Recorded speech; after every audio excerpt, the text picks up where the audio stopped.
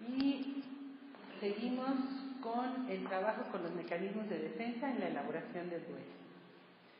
Y hoy vamos a ver deflexión. Bueno, aquí tenemos una imagen de lo que podría representar la deflexión. Es cuando evitamos estar en contacto con eso que nos duele.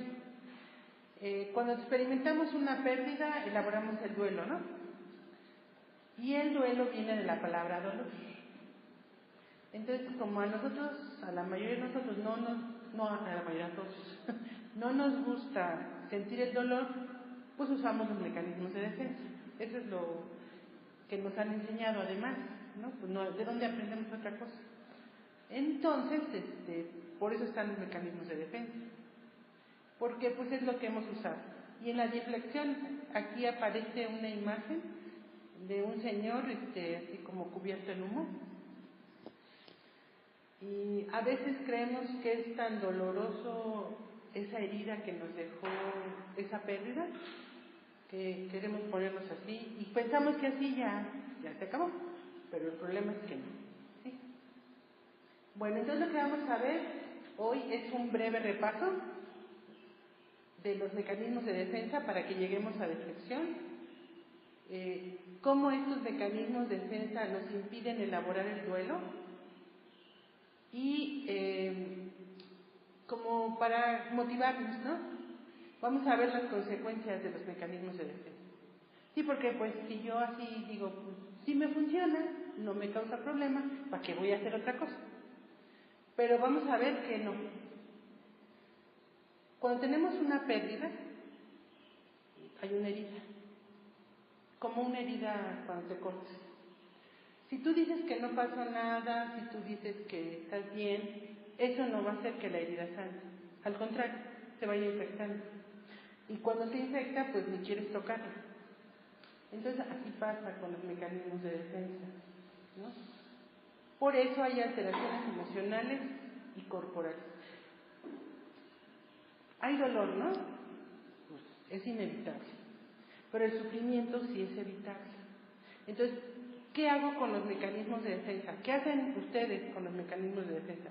Al dolor le agregan sufrimiento, ¿no? Entonces, pues mejor no.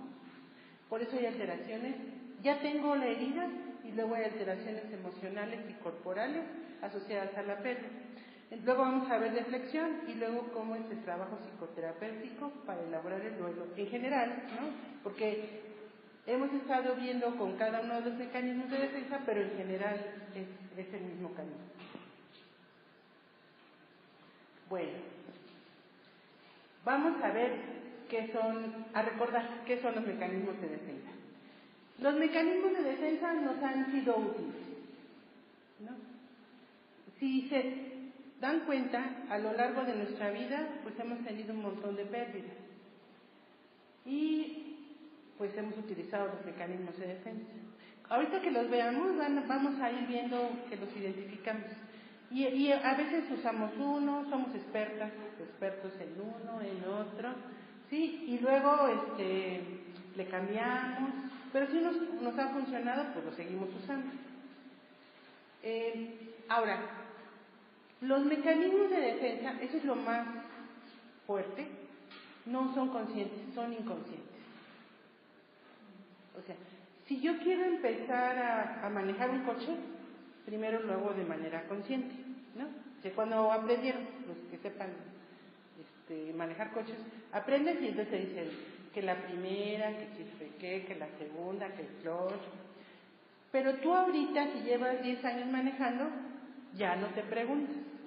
O sea, ya puedes ir hablando, maquillándote, cuidando al niño, ¿no? ¿Por qué? Porque ya lo haces de manera inconsciente.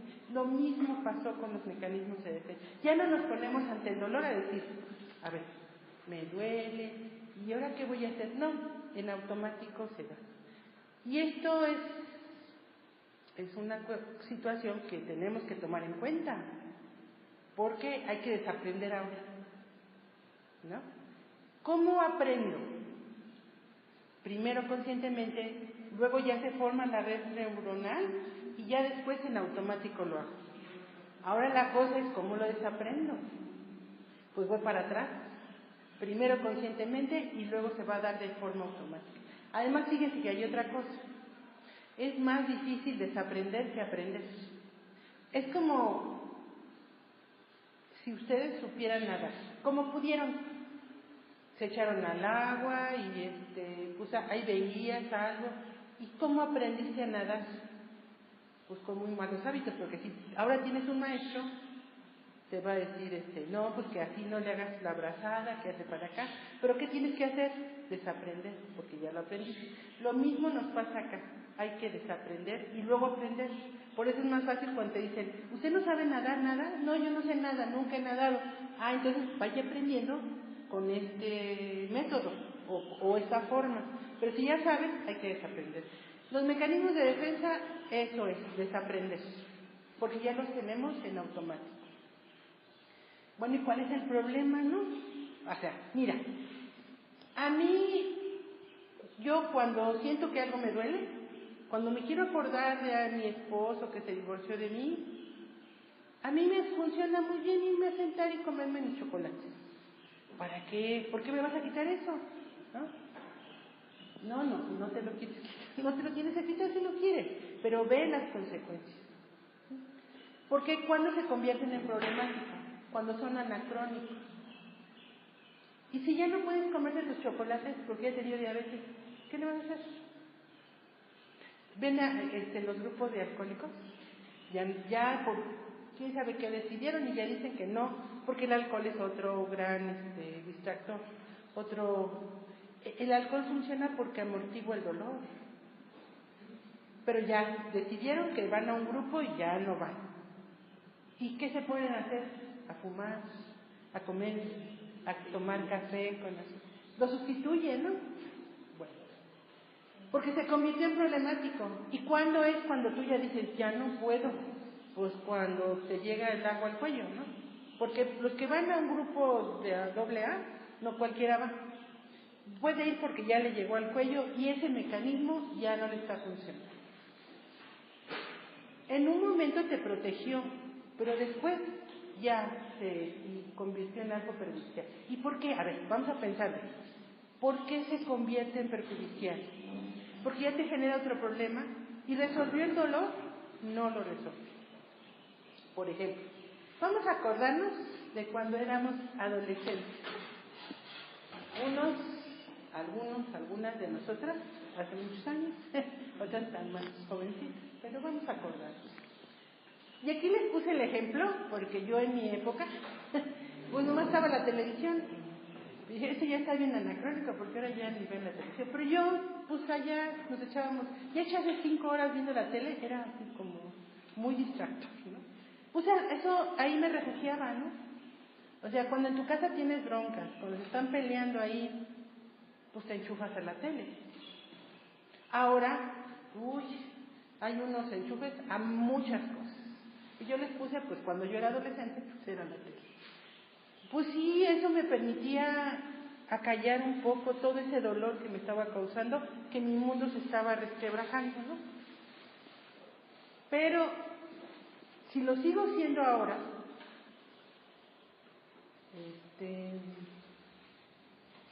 dejé muchos asuntos inconclusos sin resolver. ¿Cuántos años llevo utilizando este mecanismo de... A ver, piénsele cada una de nosotras. ¿Cuántos años llevamos utilizando ese mecanismo de defensa? ¿Y cuál ha sido el costo? ¿Cuántos asuntos inconclusos has dejado sin resolver? ¿Cuántas heridas tienes en tu cuerpo, en tu alma, que están infectadas y que no quieres ni tocarlas, ¿no? Ese es el costo de los mecanismos de defensa. Bueno, ¿por qué usamos mecanismos de defensa? Porque hemos aprendido cosas. ¿Qué hemos aprendido? Que contactar con nuestras emociones es muy doloroso, ¿sí? En nuestra casa, si tú llorabas y que te decían, cállate porque si quieres llorar te pego para que duela más. No, imagínate que tú dijeras, cuando eras adolescente, voy a terapia, te decían, ¿qué te pasa? Aquí todo está muy bien, ¿a qué vas? ¿Por qué? Porque es peligroso, creemos que es peligroso contactar con las emociones. Y entonces, en vez de sentirlas y contactarlas, ¿qué hacemos? Vamos a ver los distractores que usamos, ¿no? Distraernos, o sea, empiezas a sentir ese malestar que tú ni sabes qué es, pero ahorita ya sabemos aquí, porque lo que hemos estado trabajando es identificar, pero no sabes ni qué haces. Lo primero, me distraigo. ¿Cómo? Escucho una canción, veo una película, hablo por teléfono, reviso mis redes sociales, platico con un amigo, totalmente distraídos. Y no estás resolviendo el problema de fondo. Ahora, si tú no estás resolviendo el problema de fondo, ¿ya va a desaparecer? Eso es lo que creemos. A ver, tú te estás dando así como color de que tu hijo llega y huele raro, ¿no? Huele a marihuana. No pasa nada. Si yo no hablo, porque pues va a ser doloroso, ¿no? No va a ser una gran pérdida para ti como mamá descubrir que tu hijo está fumando marihuana. Entonces, ¿qué hacemos? Digo, no pasa nada, y creo que si yo no hablo de esto, no hay el problema. ¿Y si es cierto? Claro que no. ¿Qué hemos aprendido? Anestesiar el dolor que nos genera la emoción con adicciones. Adicciones hay un montón. Desde, me duele la cabeza. ¿Por qué te está doliendo la cabeza? Porque hay una emoción atorada, ¿no? Puede ser. ¿Te lo preguntas? No. Tú ya sabes que un paracetamol, y ahora ya está como medicinas todavía más fuertes, ¿no? El X, quién sabe qué, que ese sí te da. Y anestesia el dolor. Y todas las adicciones. ¿Cuántas adicciones hay? Al sexo, a la comida, al alcohol, a las drogas, a las compras, a las redes sociales. ¿Me seguimos? Bueno, cuando empezamos a experimentar, ya hemos visto que una pérdida genera en nosotros, puede generar muchas emociones, no nada más es tristeza. Cuando hemos trabajado aquí con la pérdida, pareciera que nada más tendríamos que trabajar con tristeza, pero no, ya vimos, puedo estar enojada, puedo sentirme culpable, puedo sentirme triste, puedo sentir impotencia, frustración, dolor, miedo, un montón. Cuando lo empiezo a sentir, ¿qué es lo que he aprendido y ahora ya está de manera inconsciente? Hacer algo que me quite esa sensación, ¿no? ¿Qué hace en esta cultura un hombre cuando su esposa lo deja? La toma. ¿Verdad que? Ya sabemos. ¿Qué hace una mujer? A comer. Y vemos cómo después de una pérdida o están bien gordas o dejan de comer. Bueno. Entonces podemos, le faltó los carbohidratos refinados. Hay un doctor que les llama carbodrogas, porque producen en la misma adicción que la cocaína. Yo me quedé así. A ver, chútense que ya no van a comer pan. La vida sin pan. No van a comer azúcar, no van a comer arroz, no van a comer pasta. Esos son los carbohidratos. Pizza. Mi vida sin eso es una carbodroga. Por cierto, fumar un cigarro. El otro día estaba oyendo lo que hace el cigarro. El cigarro hace que se te quite el hambre. Por eso bueno, sobre hombres y mujeres, pero las mujeres no quieren dejar de fumar porque saben que van a engordar, porque esto les quita. También la nicotina hace que te calmes. Entonces, el otro día, una señora estaba así muy angustiada, yo la vi salir corriendo y dije, ¿a dónde va? A fumarme un cigarro, porque eso me calma. Es que esto está muy estresante. ¿sí? Entonces ya vi, por eso los que fuman no comen tanto, es más, algunas mujeres han descubierto que la cocaína les quita el hambre y la consumen para adelgazar. No, para adelgazar se hace lo que sea, ¿no? Sí, también podemos ir a comprar cosas. ¿No está la venta nocturna en Liverpool? Entonces, esa sensación cuando vas y me voy a comprar otra blusa y me voy a comprar o el tianguis, pues donde tú puedes, pero vas y esa es la sensación que te da ir a comprar. Porque eso que te sientes sola, triste, abandonada, tu vida es una frustración. Ahí no. Contactar con eso, nos dicen ve a ver aparadores y llevo la tarjeta y lo que me alcance, aunque no me alcance, porque además me van a dar 6 meses sin interés. Eso le conviene mucho a la industria. A la industria farmacéutica le conviene que consumamos, ¿no? Omeprazol, paracetamol, todas esas cosas le convienen. Prozac, todos los antidepresivos. Bueno, ir a casinos. Si ustedes pasan como a las 3 de la mañana, los únicos lugares que ven llenos de coches son los casinos. Porque esa sensación, esa adrenalina, anestesia, por eso funciona. Fíjense entonces, qué barato nos va a salir contactar con las emociones. Es económico. No vas a tener que gastar en tantas cosas. Tu salud va a estar mejor. ¿Por qué no lo hacemos?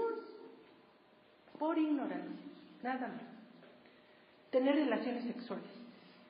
Cuando hay un duelo, algunas personas se vuelven, establecen relaciones sexuales promiscuas, con lo que sea, con el que sea, con la que sea.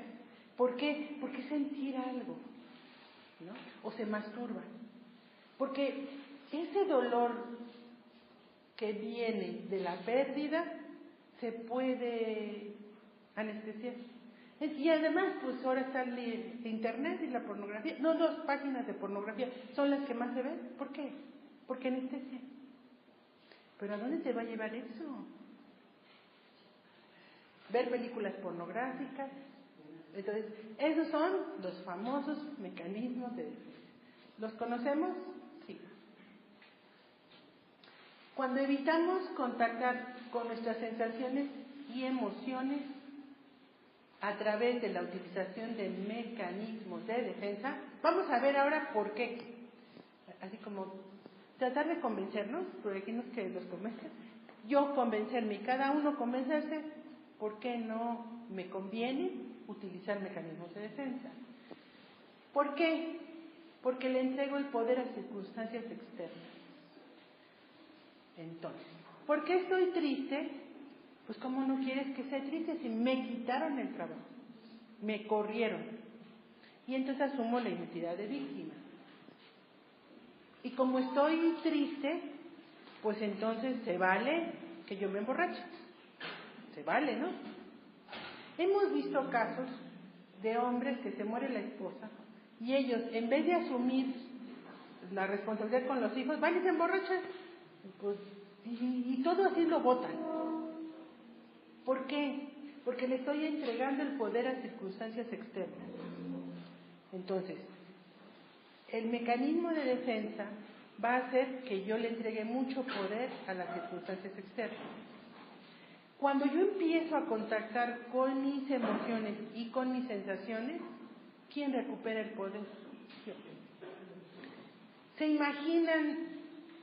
A mí se me hace así maravilloso imaginarme, tengo una mente ecuánime independientemente de lo que ocurra. Que se muere, que me dejan, porque además estamos en ese mundo, ¿no? ¿Tú sabes que mañana no te va a dar cáncer? No lo sabes. ¿Sabes que mañana no te van a abandonar todos los que... ¿Por qué abandonar? Se van a ir. Los que viven ahí alrededor de ti y te vas a quedar sola contigo, ¿lo sabes? No. ¿Que te van a robar? ¿Lo sabes? No. Entonces, mejor trabaja con la mente ecuánime, que es la que te va a permitir establecer estabilidad emocional independientemente de las circunstancias.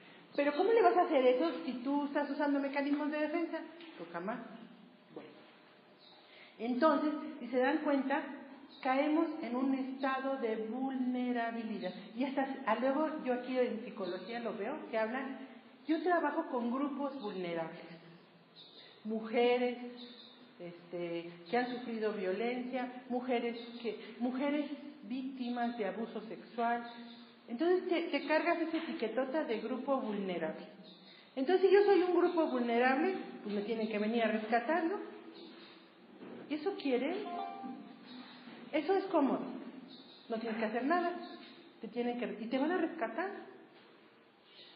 Cada uno de nosotros, yo me imagino, tenemos historias en que estábamos en ambientes terribles y le hicimos como pudimos para salir. Por eso estamos aquí, ¿no? Y porque queremos seguir saliendo. ¿Eso es ser vulnerable? No. Eso es tener fortaleza, eso es tener resiliencia. Eso es lo que quieran, pero no soy vulnerable. Porque no somos vulnerables. Bueno, entonces pensamos que no podemos hacer nada. Porque los actos de las personas necesariamente nos hacen enojar. Porque las pérdidas necesariamente nos hacen sufrir. Yo tenía una vecina que perdió un perrito, se le murió el perrito. Bueno, yo digo que no se lo murió, yo digo que lo envenenaron, pero bueno. Entonces la señora, un día que la vi, estaba llorando. Y yo, como uno de los dolores que más me duelen es perder un perrito, yo fui y le dije, si quiere vengo y platicamos. Y me di cuenta cuando fui con ella que ella quería sufrir. Sus hijos le decían, vente mamá para acá. No, yo tengo que llorar por mi perrito. ¿Por qué? Porque tengo que llorar. Y tengo que sufrir. Y eso era así como, ¿cómo sacas a una persona de esa creencia? Tengo que sufrir. Entonces, pues, voy a llorar. Y tú la veías así, y nomás le preguntaba sola y te empezaba a contar del perrito y se soltaba llorando. Y dije, pues no quiere. Ella se ha contado esa historia y va a seguir esa historia. Pues está bien. Yo no soy quien, ¿no? A mí no me gustaría contarme esa historia. Porque yo diría, pues ¿qué caso tiene? Como que es una historia como que a mí no me conviene. Pero bueno. Pero ¿cuál es la diferencia ahí con contarlo? Entonces, la otra es que las críticas de las personas nos hacen sentir mal, ¿no? Entonces, las críticas es, me dijo, me vio mal, entonces yo necesariamente debo de estar mal. ¿Por qué? Pues me lo dijo. Eso es entregar el poder. Y ahorita vamos a ver cómo es recuperar el poder. Bueno, ahí estamos entregando el poder y nos estamos encarcelando. ¿Quién es el primero o la primera que encarcela? Yo con mi historia. Yo tengo que sufrir, yo tengo que... O sea, ¿cómo voy a decir? Es que lo que me dijo, pues es como viento y lo dejo. No. Yo tengo que decir a todo el mundo que me dijo y que me hizo sufrir. Y es mi identidad de víctima. Tiene beneficio la identidad de víctima. Bueno. Entonces vamos a ver qué tiene que ver esto con la elaboración del duelo. Porque ¿para qué estamos aquí? ¿Para qué estoy yo aquí? ¿Para qué están ustedes aquí? Yo creo, para elaborar el duelo. Para esa herida que se cicatrice. Y se queda la herida. Yo aquí tengo una herida de cuando me quemé. Me recuerda, pero ya no me duele. Esa es la diferencia. No va a decir, no pasó nada. Sí pasó, pero ya no me duele. Me enseñó muchas cosas, pero ya no me duele. Y es algo en mi vida que está cicatrizado. Eso es la elaboración del duelo. Entonces el duelo es un proceso normal de elaboración de una pérdida. ¿Qué hacemos? Eso es lo que dice Bucay. ¿Qué hacemos? Fíjense, adaptación y armonización de nuestra situación interna y externa frente a una nueva realidad. ¿Qué pasa con una pérdida? ¿Te movieron el tapete? Algo cambió. Algo o todo cambió. ¿Sí? En un momento. Ahora en las vacaciones de Semana Santa, mi hermana me habló. Mi hermana vive en Cabo. Cabo San Lucas.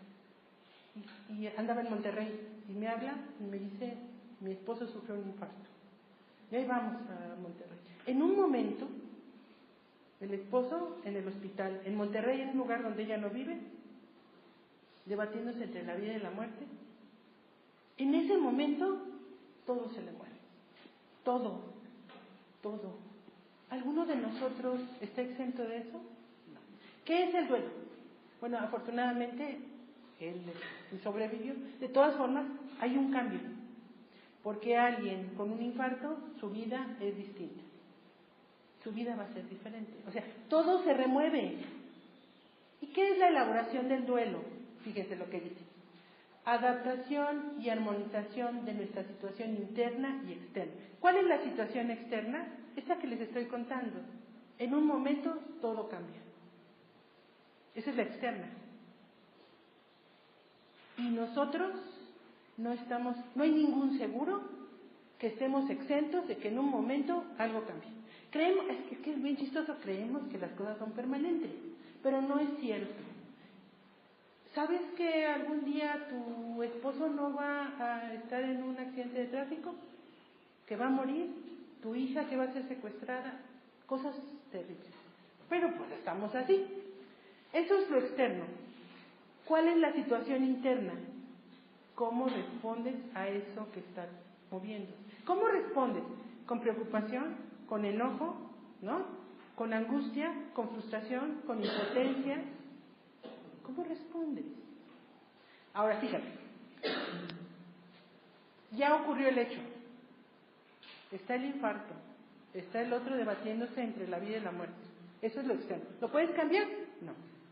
Te puedes acostar y decir, esto es una pesadilla, yo me voy a dormir y ya despierto y, ay, ¿no era cierto? Pues no. Pero ¿qué sí puedes cambiar? ¿Cómo respondes? ¿Qué es la situación interna?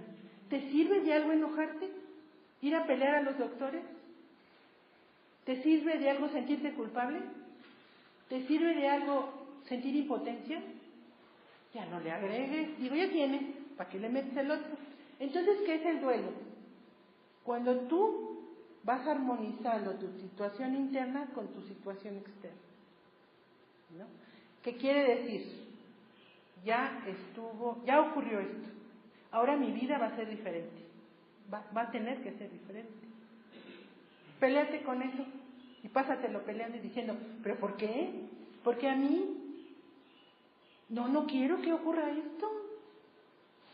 Ya tienes un problema, vas a tener dos. Entonces, ¿qué es elaborar el duelo? Eso que no queremos, aceptar. Aceptar. No te va a dar gusto, no vas a estar contento, no vas a brincar, pero acepta. Y si aceptas, ¿qué crees? Lo puedes enfrentar mejor. Porque si el otro está en la cama debatiéndose entre la vida y la muerte y tú estás llore y llore sin comer, pues ¿qué crees que va a haber dos? El que está allá y tú vas a caer en una crisis. Bueno. Entonces, ¿qué es elaborar el duelo? Implica ponerse en contacto con el vacío que ha dejado la pérdida de lo que no está. No, este libro del Camino de las Lágrimas, ¡ay, qué bello! No, ese hombre estaba inspirado cuando lo hizo. Cada frase que decía, mira, implica ponerse en contacto con el vacío. ¿No te deja un vacío la pérdida? A ver, dime, ¿se siente? ¿Se siente el hueco? Yo lo sentí con mi perrita, lo sentí cuando mi abuela murió. Sientes el vacío. ¿Contactas? No. ¿Por qué? Por los famosos mecanismos de defensa. Pero si contactara, lo resolvería. Con un trance, lo resuelves en media hora. De veras.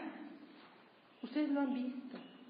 Ahora que vi los trances que Carla nos hizo favor, les puso música y los estoy haciendo. Ay, dije, qué bonitos. Y duran media hora. Lo mismo que hacemos aquí. Eso es. ¿Y lo hacemos? No. Y ahí está. Yo dije, ¿pero por qué no lo hago? Nomás le picas a YouTube y ya está. Ya me compré mis colores. ¿Y lo hago? No. ¿Por qué? Porque mejor me voy a ver una película de comedia y voy a resolver eso. Y si no puedo dormir, lo hago. Hago el trance. y me duermo como angelito.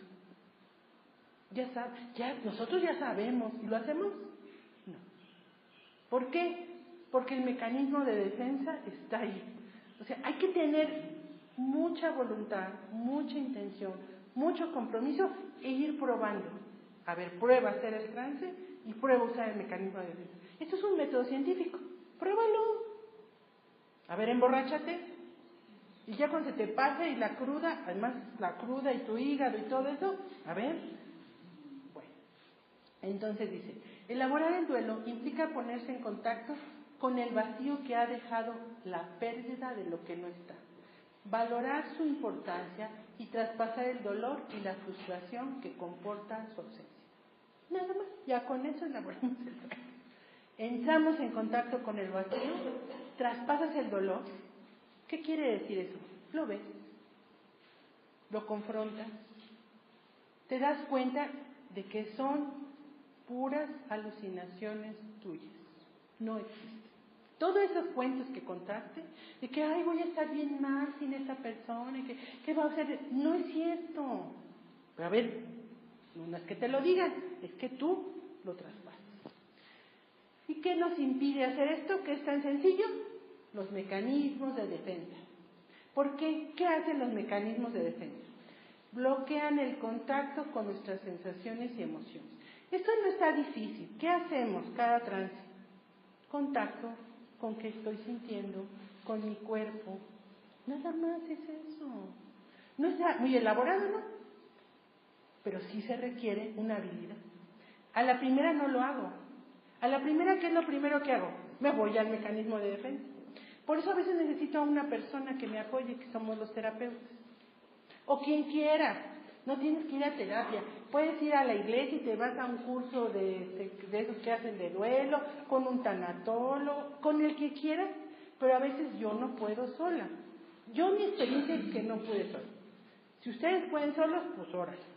Pero por eso estamos aquí, porque ¿qué hicimos las 4 semanas que no nos vimos? ¿A poco estuvimos dedicándonos 3 horas? No. ¿Dónde estábamos? Pues en mecanismos de defensa. O alguien aquí se puso y se sentó y dijo, yo como no voy a ir el sábado, mira, hago mi trance y vuelvo a escuchar. No. Entonces, dice, los mecanismos de defensa impiden el contacto de nuestras sensaciones y emociones, que es la situación interna que decía ella. O sea, está ocurriendo esto, mi vida se está colapsando, creo.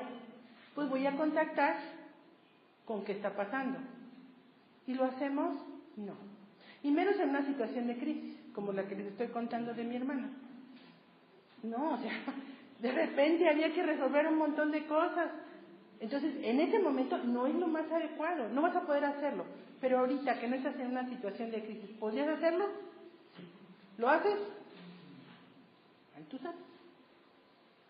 Entonces, eso hacen los mecanismos de defensa. Van a hacer esto que dice arriba, armonizar la situación interna y la situación externa. Si yo aquí he visto personas que inmediatamente entran en trance y que están resolviendo cosas que les van a ser muy útiles cuando vengan estas pérdidas. Y todos vamos a sufrir la gran pérdida, que es la muerte. En 100 años aquí ninguno de nosotros va a estar. En 50. No vamos a estar. Todos tuvimos que haber enfrentado la gran pérdida, que es la muerte. ¿Cómo lo vas a hacer? ¿No? Bueno. ¿Vas a morirte todo así también, drogado, sedado? ¿Así vas a morir? ¿Ni ahí vas a tener contacto? Bueno. Entonces, si no sabemos qué sentimos, ni podemos vincular el efecto de nuestros pensamientos sobre nuestras sensaciones y emociones, tampoco podemos planear y realizar cambios. Esto tampoco lo hacemos. ¿Cuál es el efecto de tu pensamiento en tu cuerpo? Bueno, nosotros que ya nos hemos dado un permiso, un espacio, ya lo vamos sabiendo. Porque tu mente se va, ¿no? Así, crea unas historias. Entonces, esos pensamientos, ¿tú crees que no tienen efecto en tu cuerpo? Ahora, ¿eres capaz de detener esos pensamientos y meter los que quieres? Eso es una habilidad. que se desarrolla como cualquier habilidad con el ejercicio. ¿Y saben qué es eso? Meditar, hacer los trances. Ahí la estás desarrollando. ¿Por qué?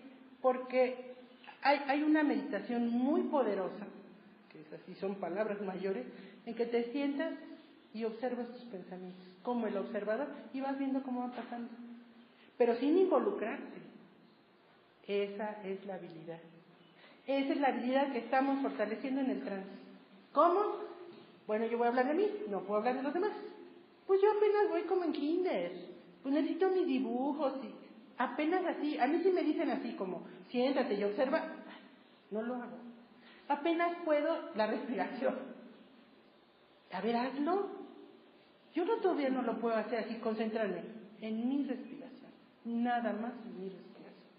No, voy contando. Inhalo, y 1, y 2, pero eso ya me está pacificando. Así, chueco, como lo hago yo. Y llevo 15 años haciéndolo, más los 10 que llevo de terapia. Y así estoy. Y diario, y en la mañana y en la noche. Y no lo he podido hacer. Yo creo que hay otros que tienen más posibilidades, pero pues yo voy. Y ya con eso me siento bien. Pero los mecanismos ahí están, yo no los sé. Algunos de ustedes ya dicen, ya no uso, hay que observarlos. Bueno, entonces eso es vincular el efecto de mis pensamientos sobre mis sensaciones y emociones. A ver, en el día de ayer, ¿en qué te enfocaste? ¿En qué anduviste pensando? ¿Sabes? No, porque estoy afuera, totalmente dispersa. Pues ¿cómo vamos a cambiar? Por eso dice que cuando puedo vincular el efecto de mis pensamientos con mis sensaciones y emociones, puedo, fíjense, planear y realizar cambios. ¿Qué hacemos en el trance? Por eso el trance es tan poderoso. ¿Saben que el trance entra a mente inconsciente? Por eso digo, yo lo voy a hacer, algún día va a llegar hasta allá. ¿Sí? Y se acuerdan que los trances tienen dos partes, el estado actual y el estado deseado. Yo voy planeando. Si te enfocaras en lo que tú quieres que sea tu vida, el otro se fue. ¿Qué puedes hacer? No puedes hacer nada. Pero ¿qué puedes hacer por ti?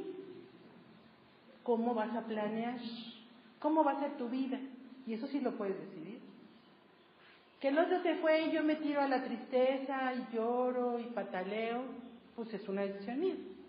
Que el otro se fue y construyo, es una decisión mía. Ahora que estuve, en este mes que no nos vimos, hay un libro en YouTube de Joe Dispenza que se llama Deja de ser tú. Está precioso ese libro. Y todo te va diciendo cómo planear y realizar cambios. ¿Se acuerdan que yo les había platicado de Joe Dispenza? Joe Dispenza es un científico. Y él andaba en bicicleta. Entonces, una vez andando en bicicleta, que le pegan un coche, lo atropelló y fue a dar al hospital con con 3 vértebras de la columna, vértebras rotas. Y él, con lo que era hipnosis, salió. No quiso que lo operaran, porque la cosa era que le ponen unas placas, las pegan las 3 y sale. Pero eso él no, es tan grande el poder, pero pues sabe hacerlo. Y ahí te va explicando en el libro, todo el último capítulo habla de la hipnosis, el poder tan grande. A mí también Milton Erickson siempre me ha fascinado. ¿Cómo le hizo Milton Erickson para salir de una cama con polio? En la época en que no, pues ya te daba polio y te moría. Entonces, eso es. Entonces, es estar revisando continuamente la calidad de mis pensamientos y enfocarlos hacia lo que yo quiero. ¿Qué es lo que hacemos en el trance? Bueno, entonces vamos a ver los famosos mecanismos, vamos a repasar los mecanismos de defensa. Vimos que el primero se llama la negación. Y eso es cuando no entramos en contacto con la información para no darnos cuenta de la pérdida, ¿no? Entonces, se fue alguien, se murió alguien, no pasó nada. Y yo como si nada. ¿Saben que eso pasa mucho con los niños en los velorios? El niño sigue jugando. Entonces, ¿qué no lo quería? No, él está en su mecanismo que es muy normal a esa edad, ¿no? Cuando recibimos la noticia de que nuestro esposo murió, la primera reacción es pensar que no es cierto, se equivocaron, ¿no? Seguro se equivocan, o un diagnóstico, seguro no es cierto. Después viene la etapa de shock. Mi hermana me estaba contando así cuando le dio el infarto, lo llevaron, dice, es que no sabía yo ni qué, era la etapa de shock. No me acuerdo, o sea, todo vino. Entonces hay perplejidad, confusión, no sabe hacer ni qué decir, o sea, sientes así como, ¿qué pasa? Es cuando nos enteramos de la pérdida, desconfiamos de la realidad, es una realidad que no nos gusta, obviamente, que nunca la habíamos pensado. Y eso, pues, es irreal, o sea, al menos piensa que sí se va a acabar las cosas, porque eso es lo permanente, lo que va cambiando. Luego piensas que fue una broma, qué gente tan bromista, ¿no? Todos pasamos por esta etapa de negación. Así como que te vas a dormir y que no pasó nada. Y es una etapa necesaria. Jorge Bucay, en este libro maravilloso, va vinculando mucho lo que es el duelo con las heridas. Si se dan cuenta, al inicio, cuando se hieren, no les duele, ¿no? Entonces, no pasó nada. Es necesario eso. O sea, el cuerpo, cuando tienes una herida, está reaccionando para hacer muchas cosas. También, cuando tenemos una pérdida, aparecen los mecanismos de defensa para ayudarnos. Los mecanismos de defensa no son malos. El hecho es que no sepamos cómo utilizarlos. Porque esta etapa es necesaria. El problema, ¿cuándo es? Cuando te quedas en esta etapa. ¿Por qué? Porque todas las necesidades, digo otra cosa, todas las pérdidas plantean necesidades. O sea, cuando hay una pérdida yo necesito algo. Pero en la negación, si yo digo que no hay nada, ¿voy a satisfacer la necesidad?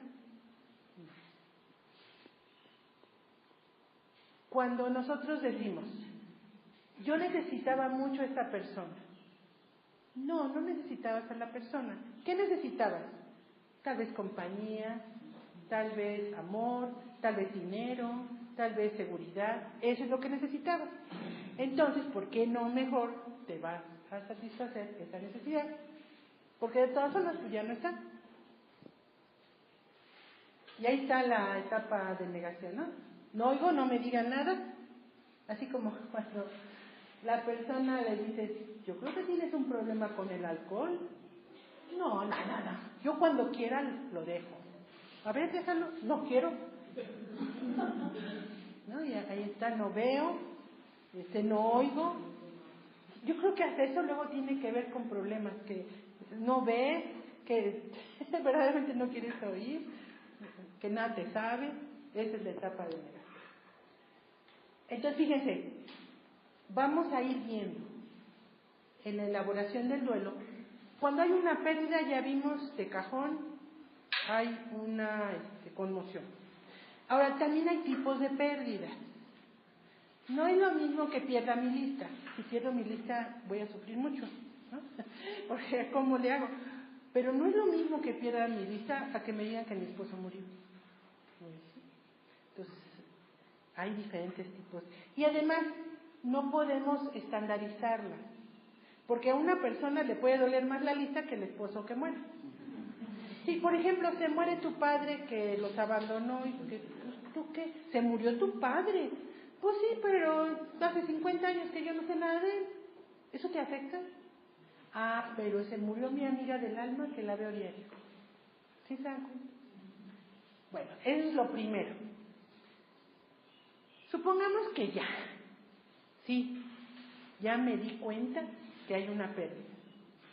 Para contactar con lo que estoy sintiendo viene la proyección. que me impide contactar. ¿Y qué es la proyección? Recibimos la información, sí, está bien, sí, ya se fue, sí me dijo, sí me corrieron, pero no contacto con las emociones que yo tengo. Porque en lugar de eso, empiezo a proyectar. ¿Qué es proyectar? Veo afuera en otras personas. ¿Sí? Por ejemplo, aceptamos que una persona querida ya falleció. En lugar de contactar, o sea, darme un espacio para contactar con mis sensaciones, emociones, ¿qué empiezo a hacer? Esto se hace mucho. Idealizo a la persona. Es que era lo máximo y maravilloso, ¿no? Y cuando estaba, que se muera. Pero ahora que no está, no, pero es que ¿cómo me hacía feliz? No es cierto. Nadie te hace feliz en primer lugar. No pueden. Nadie puede hacerte feliz. No se puede. ¿Por qué? Porque la felicidad es un estado tuyo. Y si tú no quieres, no eres feliz. Pero hacemos eso, idealizamos. ¿Qué decimos en nuestro diálogo? Lo maravillosa que era esa persona. Y ahí pone su foto, ¿no? Para que todos la vean. Y ese día que fui con la señora del perrito que se murió, los que tenemos perritos luego les compramos muñecos de peluche. Y los perritos rompen todo. El pobre muñeco de peluche no tiene ya ni forma de lo que es. Pues ahí tenía el muñequito en la sala, el muñequito de peluche. Yo decía, ay, pero eso hace que el dolor sea más fuerte. Pero ahí lo tenía, ¿no? Y yo todavía lo agarro al muñequito, pues no le pareció, pero bueno. Entonces exageramos sus buenas cualidades, minimizamos los defectos. Y aunque unos meses antes podíamos haber hecho lo contrario, exageramos sus malas, antes no, exageramos las malas cualidades y deseábamos que se muriera, ahora no. Y aquí está la de Chava Flores, cuando vivía el infeliz ya que se muera, y hoy que ya está en el feliz, qué bueno es. No, si Chava Flores era un psicólogo muy profundo. Bueno, entonces, ¿qué no hicimos? Contactar. Proyectar, ¿no? Ahora, bueno, supongamos que ya, fíjense, ya me di cuenta que sí ocurrió, ya me di cuenta de lo que siento, no, viene la introyección. ¿Qué es lo que me impide? Fíjense, ya contacté con mis sensaciones y emociones. No obstante, antes de comenzar a planear lo que tengo que hacer para satisfacer mis necesidades, me dejo llevar por los introyectos. O sea, esta pérdida a todos nos creó una necesidad. Pues era algo que estaba y ahora tienes un hueco, ¿no? Antes de comenzar a planear, no de satisfacer, voy a planear, viene el introyecto. ¿Cómo debo pensar? ¿Cómo debo sentir? En esta cultura, en esta sociedad, en esta familia, en este grupo, si yo soy budista, si soy católico, si soy cristiano, así se debe sentir cuando hay una pérdida, ¿no? Y entra el introyecto, por ejemplo. Puede ser que yo diga, necesito llorar esta pérdida. A ver, un hombre que llore una pérdida, se enojan. Y uno dice, bueno, ¿qué está triste? ¿Qué? Pues es lo único que la sociedad le permite, que grite, que despote o que se emborrache. Pero, pues, ¿qué es eso, no? Bueno, entonces, yo necesito llorar esta pérdida. Necesito un espacio solo para contactar. Pero el introyecto, ¿qué me dice? Tú debes ser fuerte porque eres el soporte emocional de tu familia. Entra el introyecto. Tú no debes de llorar. O sea, si tú te caes, y no hasta nos dice, si tú te caes, ¿qué va a pasar? Entonces, ¿qué hacemos? Dejamos de un lado nuestra necesidad para cumplir con este mandato, que no proviene de nuestros verdaderos intereses y valores, sino de las expectativas y necesidades de las personas que me rodean, ¿no? Entonces es como sentarme y ver. Estoy experimentando esta pérdida, pero las cosas no son tan sencillas. Porque en esa pérdida viene mi familia y me dice qué debo hacer, ¿no? Viene mi familia política y me dice qué debo hacer. Viene mi grupo religioso y me dice qué debo hacer. Viene mi cultura, ¿no? Que dice qué deben hacer las mujeres, qué deben hacer los hombres. Y yo antes de contactar, si me he contactado, ¿cómo voy a saber? Entonces, es como un jaloneo, ¿no? Acá me dicen que me salga, que busque otra persona, y acá me dicen que lo busque para hacer volver a la relación. ¿Qué hago? Hasta puedo ir con esos cosas, los que hacen amarres y esas cosas. Ese también quiere. Aún puedo ir a un terapeuta y el terapeuta también me impone un deber ser. Tienes que denunciar, porque eso fue violencia. Entonces, ¿qué hago? Perdida en el espacio, por la introyección. Y ahí están los famosos mecanismos de defensa. Y me falta otra introyección, mi ego, aquí está el ego, que te dice, tú debes hacer. A ver, ¿tú te vas a mostrar débil frente a los otros? ¿Tú vas a decir que te duele? No, ¿dónde vas a quedar? Hazme caso a mí, aquí está mi ego diciéndome, ¿no? Tú debes darle, y tú eres psicóloga, tú eres profesionista, lo que sea. ¿Sí? Bueno, ya avanzamos. Ahora viene la retroflexión. Fíjense, ya contacté, ya dije si hay una pérdida, ya dije, esta pérdida me produce coraje. Imagínense, a mí me pasó así. Mi abuela murió, que era mi mamá, la que me cuidó, me enojé con ella. Con ella, ¿por qué se muere? ¿Eso es aceptable? Claro que no. Yo cuando empecé a trabajar en terapia, decía, Dios me va a castigar. Y era atea en esa época. Pues ¿cómo? Pero eso es lo que yo sentía, estaba enojada. ¿Por qué me dejó? ¿Por qué no pudo vencer el cáncer que se la llevó? ¿Por qué? Pues eso es lo que yo sentí. Pero a ver, si yo le hago caso al introyecto, van a decir que estoy loca, ¿no? Bueno, supongamos que ya acepté que estoy enojada. Pues viene la retroflexión. Y muy ad hoc este ejemplo con la madre. Nosotros no podemos, por nuestra cultura judio-cristiana, no podemos estar enojados con nuestros padres. Aunque te haya pateado y maldecido toda la vida, no te puedes enojar. Es un pecado. Entonces viene la famosa retroflexión. Como quiero agredirla y el introyecto dice que no, ¿qué hago? Me agredo a mí. Ya hemos contactado con las sensaciones, ya hemos planeado cómo satisfacerlas. Entonces, si yo tenía la necesidad, o sea, eso de estar enojado, te plantea una necesidad. El enojo, las emociones son maravillosos aliados. Cuando tú estás enojado, el enojo es un indicador de algo. Entonces, mejor escucho a mi enojo y mi enojo me va a decir qué necesito. Tal vez un límite. El enojo te dice algo, tal vez comprensión, lo que tú quieras. Pero debido a los introyectos, no. Por ejemplo, puedo haber estado identificado con una persona. Aquí está el ejemplo que ocurre mucho. Cuando alguien muere en una familia, luego viene uno que te dice que eres el culpable. Y que por tu culpa el otro se murió, que debías de ver quién sabe qué. Eso te da ganas de atacarlo, ¿no? Es una crítica muy fuerte. Pero no se debe, porque es tu tía. Entonces, ¿qué haces? Me ataco a mí mismo. Esa es la retroflexión. Y la famosa depresión. ¿Qué es una depresión?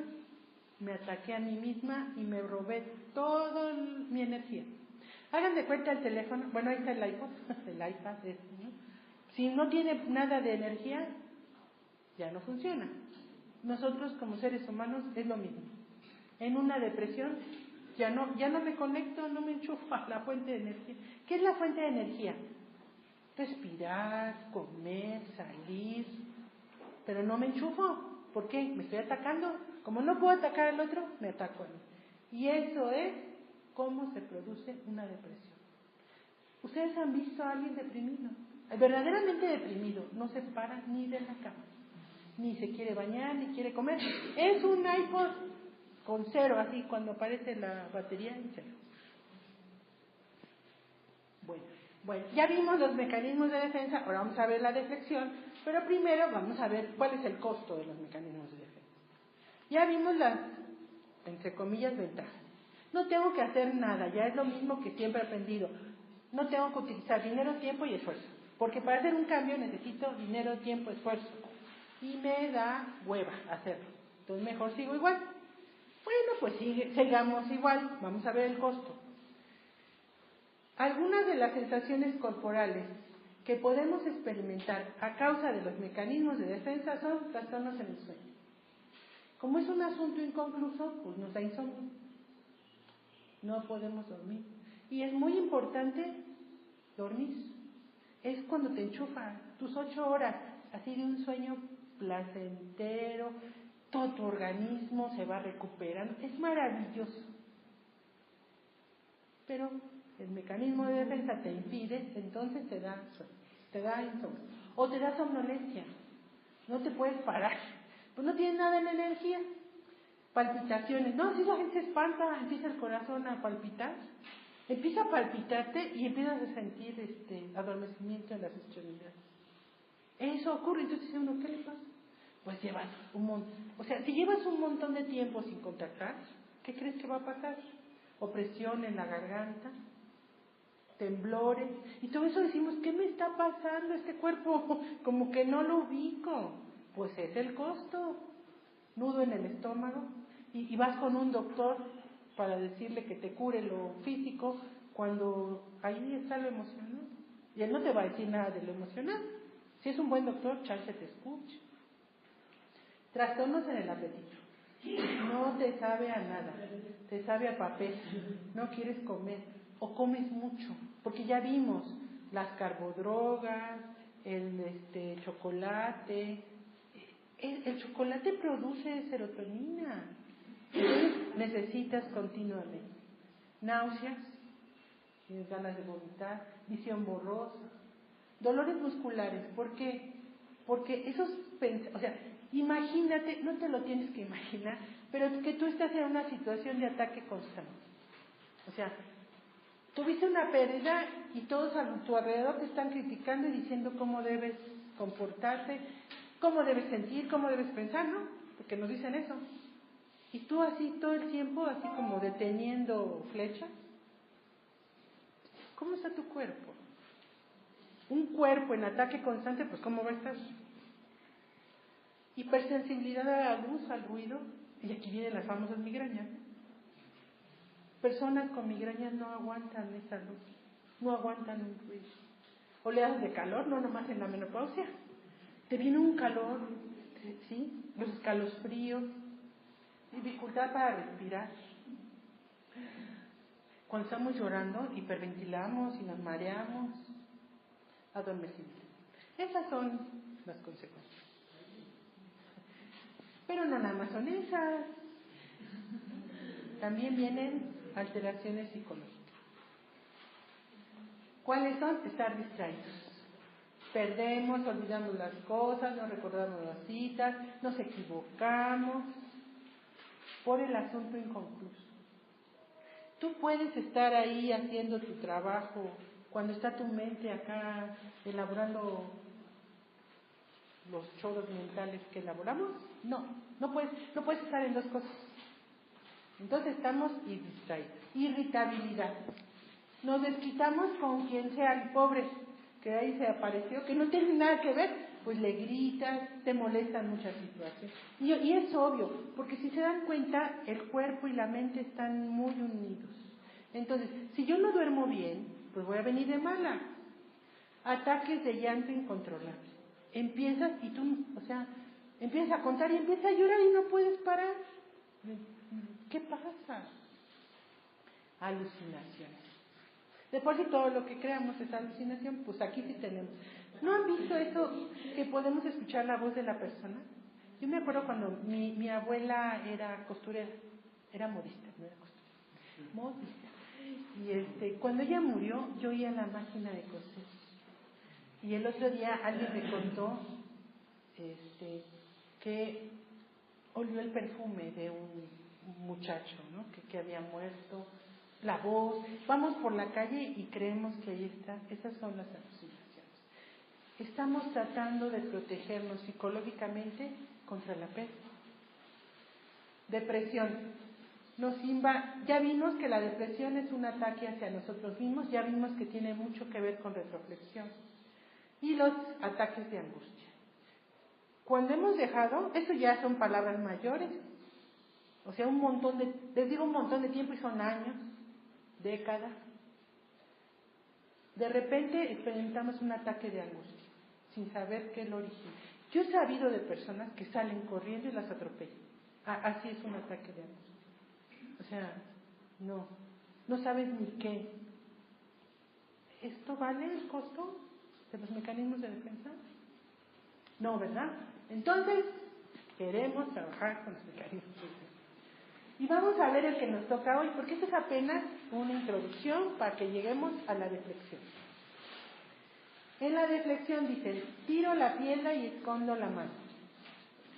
¿Qué es la deflexión? Entonces, a ver, perdí a esa persona, me vino el shock, ¿no? Después me vino la proyección, después vino los introyectos, he pasado todas esas pruebas, ¿no?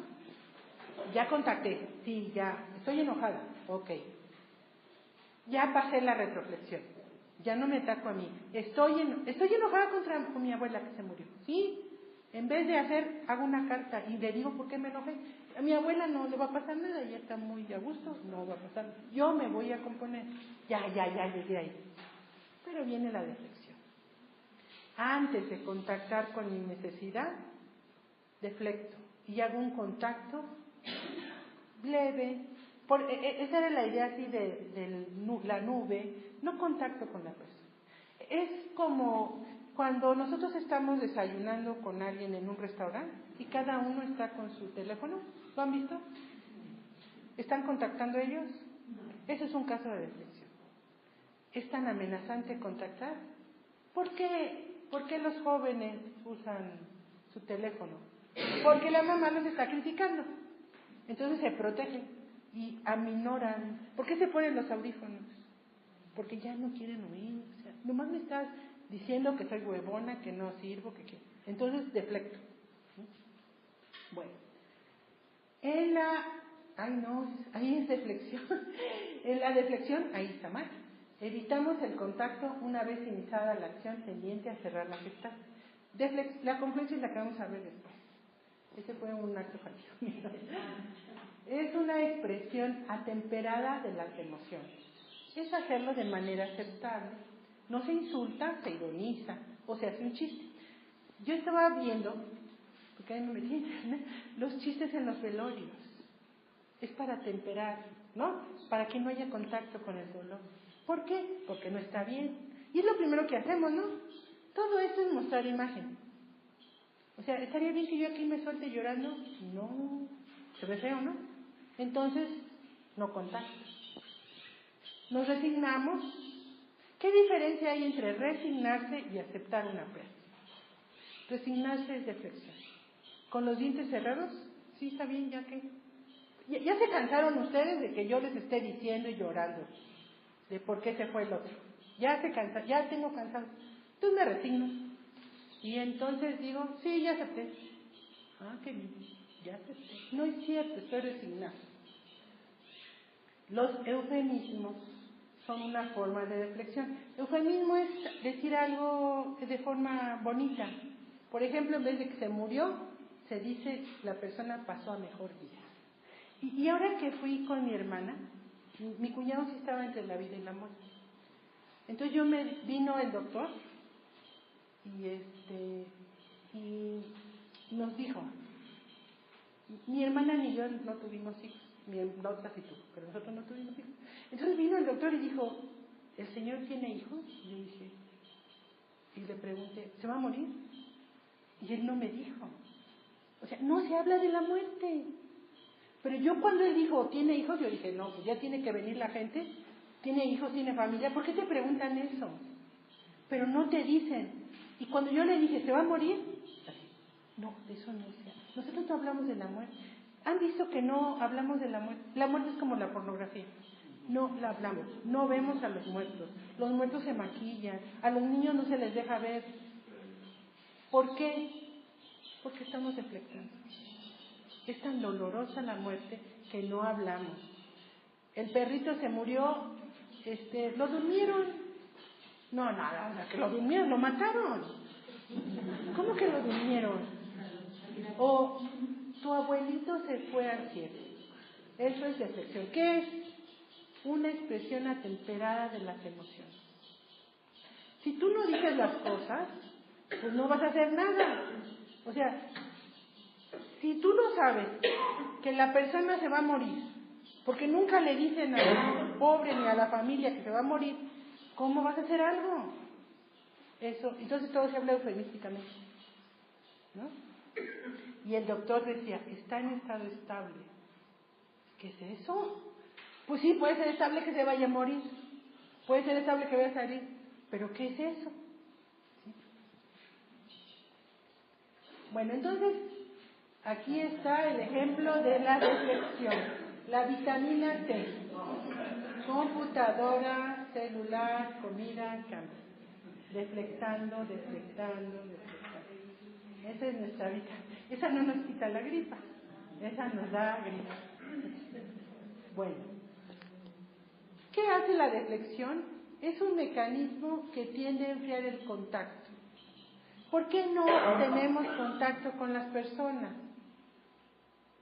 ¿Por qué creamos esos espacios? Si se dan cuenta, todo este lenguaje coloquial que tenemos, de ¿cómo estás? Bien, y tú también, y ya se acabó. Eso es deflexión. Claro que no le voy a decir al primero que se parezca a mi vida, pero de verdad es tan gratificante tener una relación de ser humano a ser humano. Y eso puede ser una terapia. Yo cuando iba con mi terapeuta, me abría con ella, y era un contacto humano. Y pasamos 3 horas, porque mi terapeuta da 3 horas de terapia. Y a mí se me hacía, porque era un contacto de un ser humano con otro ser humano. Ella me daba ese espacio. Y ese contacto me curó tantas heridas. Pero si deflectas, no. Tienes contacto, le llamamos, ¿verdad?, que tenemos intimidad con un hombre. Eso no es intimidad. El que estén encuerados y tengan relaciones, eso no es intimidad. Porque no te has abierto. Ya luego cada quien se para y nomás lo ves y dices, eso no fue contacto. El contacto sí es una necesidad humana. Tener celular, tener el iPhone rojo, ese tan bonito que salió, eso no es. Claro que a la sociedad le conviene que yo compre eso, pero tener contacto con un ser humano, eso sí es una necesidad humana. El iPhone ese, no. Estaba diciéndome mi esposo, que estaba leyendo la biografía de Steve Jobs, el que creó, ¿no? Entonces que cuando iba Steve Jobs, esos iPhone, iPad, todas esas cosas que ahora tenemos, le dijeron, haga un estudio de mercado para ver si la gente necesita eso. Y él dijo, no, yo no voy a cubrir una necesidad, voy a crear una necesidad. Y lo creó. Y ahora, a ver, tienes que tener tu teléfono inteligente. Y si es un iPhone, es mejor. Nada que el Huawei ese, no. Tiene que... Lo creó una necesidad y ahí vamos de borregos, ¿no? Que vamos a ver eso en la conferencia, pero esta no. En ocasiones la deflexión puede tener aspectos positivos. Cuando dos personas lo utilizan para enfriar o atemperar situaciones. Así cuando te vas a pelear con el otro, usa deflexión. Distrae. Antes de que se peleen. Ese es otro contacto. Muy negativo, pero es otro contacto. No obstante, se convierte en problemático cuando se vuelve rígido y nos impide satisfacer nuestras necesidades. Entonces nos convertimos en personas rígidas, faltas de espontaneidad e incongruentes, ¿no? ¿Por qué? Porque estás presentándote con una máscara. Bueno, ahí están las armas de la distracción, armas masivas de distracción. Todas las redes sociales, creo, ¿no? ¿Verdad? Yo eso no soy muy neófita, pero sí, ¿verdad? Miriam dice que sí. Bueno, la deflexión. Si la persona logra establecer un contacto con sus sensaciones e emociones, podrá ir descubriendo qué creencias y actitudes necesita dejar atrás y actualizar a fin de satisfacer sus necesidades fisiológicas, emocionales, espirituales, auténticas. Ya vimos los perjuicios que nos dan los mecanismos de defensa. Si tú decides seguirle, bueno, está bien, pues yo qué. Ahí vas a tener eso. Pero si decides establecer el contacto, vas a tener otra cosa, que es lo que dice aquí. A ver, ¿cómo voy a cambiar? Porque el problema soy yo, ¿no? También en proyección el problema son los otros. No, el problema soy yo. Es cómo estoy interpretando. Ahora, si yo no sé cómo soy, ¿voy a poder cambiar? No. Fíjense. ¿Qué creencias y actitudes necesito dejar atrás? Esa es la basura que llevo. Esa basura que dice, yo tengo que sufrir. ¿Por qué? Porque soy pecadora. De nacimiento. Y entre más sufre en esta vida, me va a ir mejor. Para mí, eso es culpa. Eso no lo quiero. Lo quito. Y voy actualizando con otra. Pero ¿cómo voy a ir actualizando si no sé? Entonces, ¿qué hacemos en el trance? Contacto. ¿Cuáles son mis creencias? ¿Cuáles son mis sensaciones? ¿Cuáles son mis emociones? ¿Cuáles son mis conductas? Cada vez que hago el trance, entro en un profundo contacto conmigo y descubro cosas. Por eso yo puedo hacer el trance de hoy, que vamos a hacer, que se llama reencuadre, lo puedo hacer diario. Y diario encuentro cosas. ¿O no? ¿O ya? Ya ustedes ya acabaron, ya nos faltan como 2 sesiones para acabar este curso. Ya con eso ya te dieron herramientas para que tú lo sigas trabajando. Y al hacer esto, ¿qué hago? Recupero mi energía de vida. El duelo no elaborado me va a impedir satisfacer mis necesidades fisiológicas.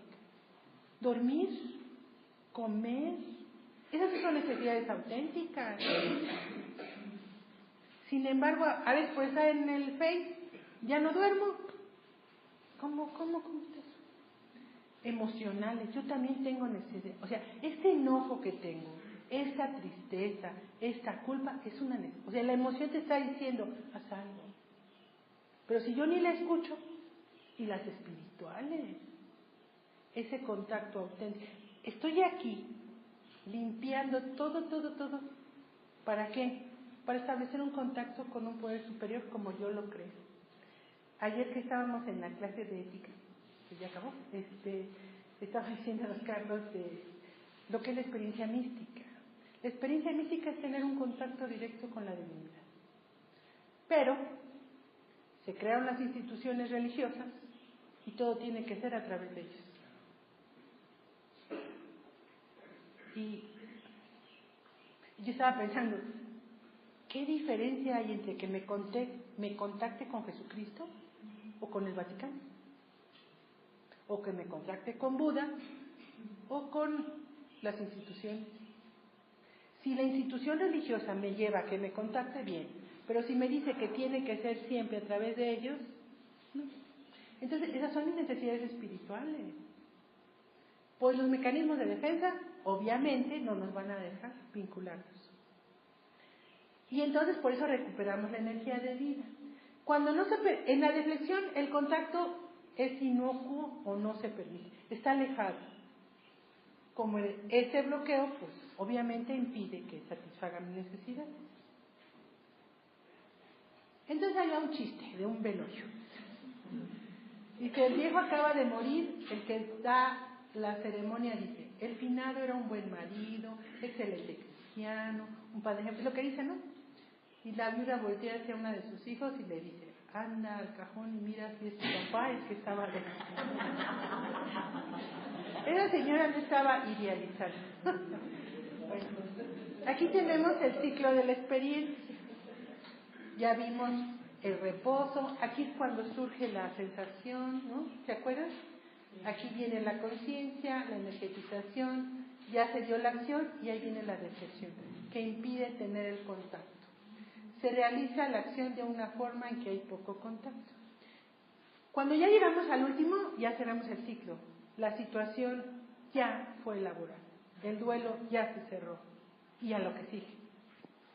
¿Cuántos asuntos inconclusos de pérdidas tienes? Porque además la herida está. Y sobre esa herida viene la herida nueva. Si yo no he elaborado el duelo con mi abuela que murió, el duelo con aquel novio, entonces ya tengo la herida esta, y me deja mi esposo, me duele más, porque la herida está interna. ¿Sí? Bueno, en la deflexión se evita el contacto. ¿Cómo le hacemos? Evitamos la mirada del interlocutor. Eso ocurre mucho cuando estamos en terapia, dando terapia, y la persona se va para allá o te saca otra cosa. Ahí te tienes que estar deflexando.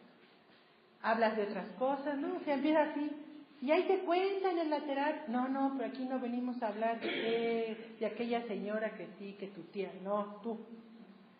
Por ejemplo, si hemos terminado una relación de pareja, entonces ya decimos, vamos a hablar, ¿no? Porque así luego lo hacemos. Y cuando ya se reunieron para hablar, empiezan a hablar. Nunca contactaron, nunca dijeron nada. Pues eso es deflectar. O empiezas a hablar así de teoría. Aquí se da mucho la racionalización y no hay un contacto auténtico. Un contacto auténtico es, sí, no es para que volvamos, es para que cerremos. Y yo te voy a decir lo que siento y tú me dices lo que siento. Pero pues si nunca se hizo en 20 años de casados, pues sí, aquí. Bueno, y ahí está un ejemplo de deflexionismo. Todo el día pensando en números, cifras, cuentas, cálculos matemáticos, porcentajes. ¿No te das cuenta de cuánto daña nuestra relación? Sí, un 73%. ¿Le suena conocido la deflexión? ¿Alguna parecido? Es mera coincidencia. Y aquí tenemos, ¿verdad? Dice, la deflexión es un mecanismo que en función de cómo lo juguemos, podrá hacernos de utilidad o por el contrario, hará de nuestras relaciones encuentros vacíos, de los que seremos meros interlocutores, pero nunca testigos. Encuentros vacíos. Así como el que te encuentras y, ¿cómo estás bien? ¿Así es tu casa? ¿Así es con las personas que viven? ¿Así es en tu trabajo? ¿Así es en la terapia? Hasta en la terapia puede ser esto, un encuentro vacío. El que sigue ya pasó 50 minutos. El que sigue. Eso es deflexión. Bueno, vamos a ver cómo se trabaja. Y aquí tenemos al corazón y al cerebro. Y aquí, todo lo que vamos a ver ahora, a partir de aquí, es también cómo acompañar a una persona. Hemos estado viendo cómo trabajar el duelo en uno, pero también eso es cómo trabajar, una persona está sufriendo una pérdida, cómo la acompaña, ¿no? Cuando acompañamos a una persona, cuando ha experimentado una pérdida, e identificamos que está utilizando este mecanismo o cualquier otro mecanismo de defensa, pudiéramos pensar que haciendo solo un trabajo de conversación podíamos influirla para que promueva el contacto con sus sensaciones y emociones. Aquí está, ¿por qué es importante el trance? ¿No? Yo puedo platicar, ya nada más la escucho y ya. ¿Con eso voy a llegar a esta mente consciente? No. Por eso la genialidad de Milton Erickson, porque él hizo algo que no se hacía. Ni Freud lo hizo. Freud dejó la hipnosis. Bueno, aunque es importante dialogar con la persona, ¿por qué el diálogo no? Ni aunque la escuchemos, porque aparecen los mecanismos de defensa. Como ese muro como el que quiere construir Trump, así aparece el mecanismo. Pero, en el trance, los mecanismos de defensa, no estás a la defensiva, entonces están abajo y puedes entrar. ¿Sí? Aunque es importante dialogar, eso no es suficiente para que la persona elabore el duelo. Es necesario reconocer que las emociones tienen su propia lógica, distinta del pensamiento. Entonces, ¿cómo trabajamos en el trance? Con dibujos, con analogías, con metáforas. ¿Por qué? Ese es el lenguaje del corazón. ¿Cómo cambiamos? Nada más así como que yo diga, y ahora voy a cambiar. Y como dijo Lupita D'Alessio, ¿no? Y ahora voy a ser diferente. No, tiene que haber una emoción. Si no hay emoción, no cambia. Bueno, el trabajar solo con la mente consciente, cuando nos enfrentamos al tema de las emociones ante la pérdida, es un enfoque limitado. ¿Por qué? Porque tenemos que ver. ¿Se acuerdan que vimos que el 95, 99 creo está en la mente inconsciente y el 1? Entonces cuando te dicen, fíjate que mi hija la dejó el novio, tú eres psicóloga, ve a hablar con ella. ¿Eso sirve? Y luego voy a hablar. El enojo, la tristeza, la culpa, la soledad, la depresión, la frustración que se experimentan frente a una pérdida, son emociones intensas y arraigadas. Esas emociones, ¿las voy a trabajar con una palabra? ¿Y luego que yo le hable? No. Son más poderosas que la razón. Por eso si yo me pongo así, bueno, te voy a escuchar y ahora, fíjate que esto, no, es el trance. Porque parecen tener su propia lógica, la lógica de la pasión.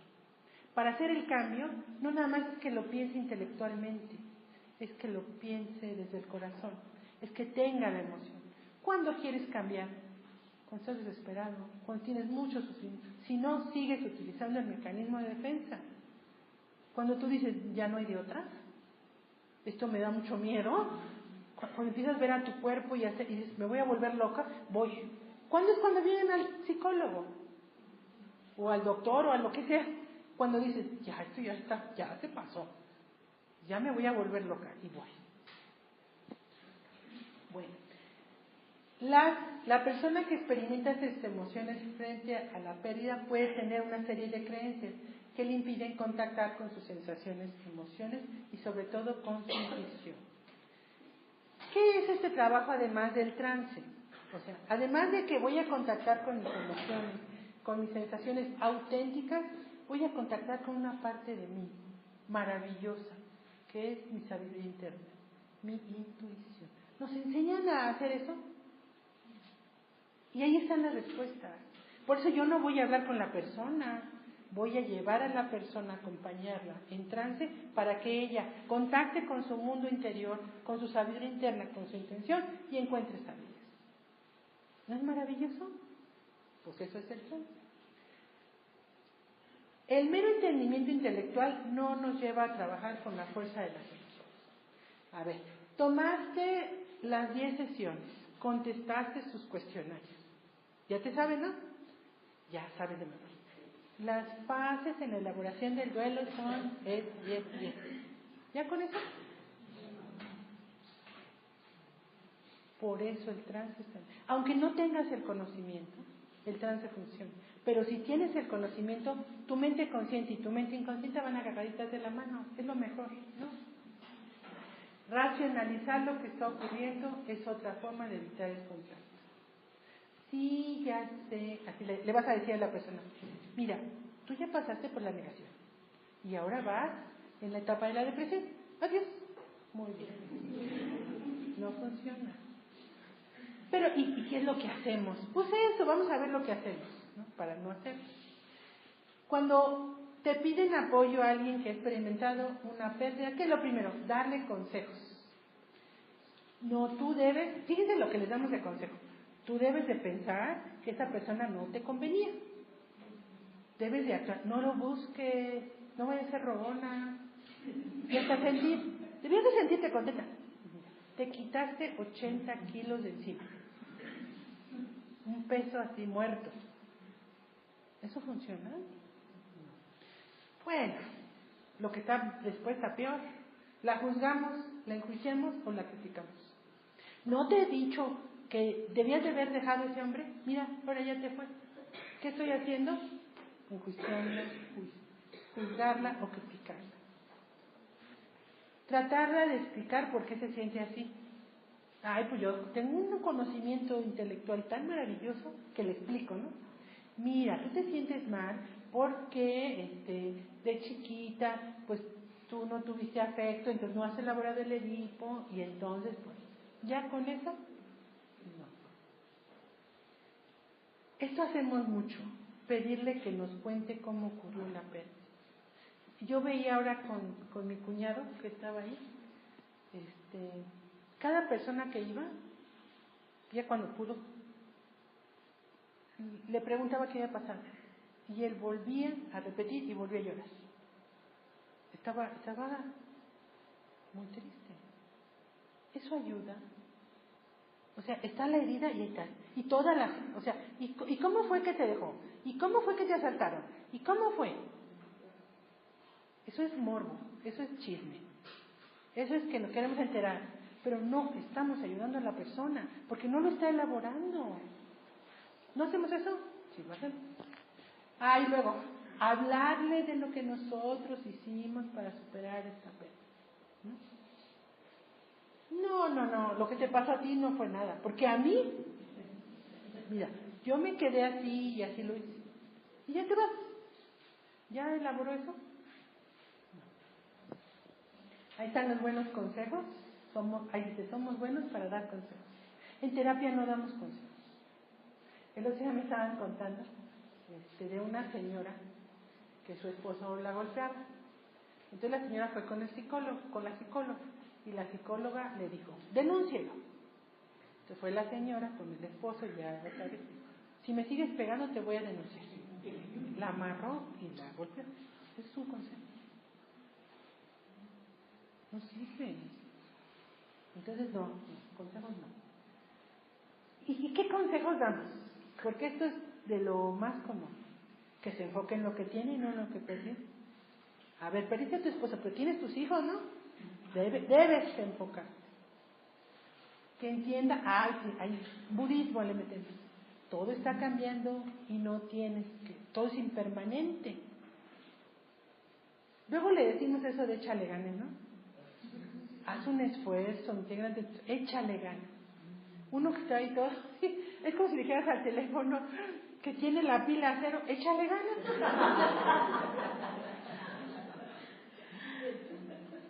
¿No lo han hecho? Ay, sí. ¿No lo han recibido? ¿Verdad que sí? Digo, yo cuando estaba escribiendo decía, a mí eso me es muy cotidiano, que se enfoque del lado positivo de lo que ocurrió. Ahí está. Que recuerde que las adversidades nos hacen mejores personas.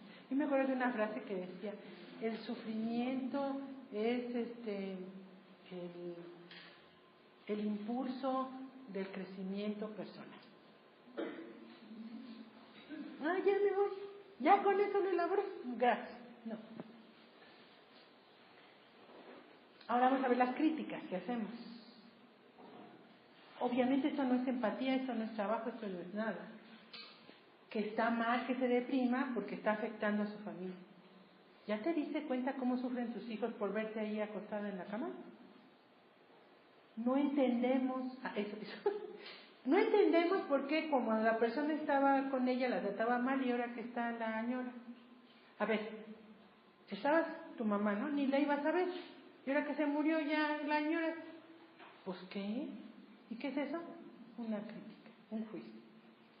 Estoy muy decepcionada por la manera en que estás enfrentando. Me has decepcionado. Yo creía que tú ibas a poder más.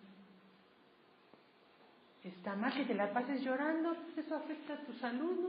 Cállate. No llores. Esta. ¿No eres una buena católica, cristiana, psicóloga? Pues no quieres ser psicóloga.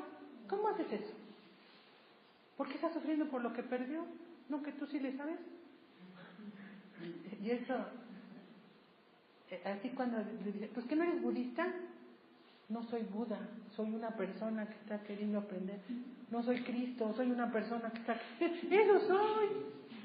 Pues si yo ya fuera Cristo y Buda, pues no lloraría. Pero soy un ser humano. No soy perfecta, pero bueno, ahí está. Que lo que está padeciendo... Ahí eso está feo también. Lo que está padeciendo es por tu culpa. ¿Ya viste? Fuiste mala madre. Fuiste mala hija. Dios te está castigando. Pero ya ves cómo hay un Dios y eso es bueno en la persona que está así. Mejor ni vaya. Es muy egoísta por solo pensar en ella y no en las personas que la rodean. Que está recibiendo un castigo divino por lo que hizo. Esas son las palabras que decimos. Obviamente motivadas por nuestro enojo, con la persona. Si estamos enojados, mejor nos vayamos. Explicaciones que damos. Ahí van mis ejemplos de esto. Le decimos cuáles son las etapas del duelo y la ubicamos en cuál etapa está, ¿verdad? ¿Eso ayuda? Y además, ni te entiende, pues estás hablando en otros términos. Le decimos que está deprimida porque, yo ya sé, yo ya entendí. La depresión está enojada. Entonces te estás atacando a ti. Le decimos que su falta de fe en Dios es lo que le está haciendo sufrir. Si tuviera fe, no estaría sufriendo.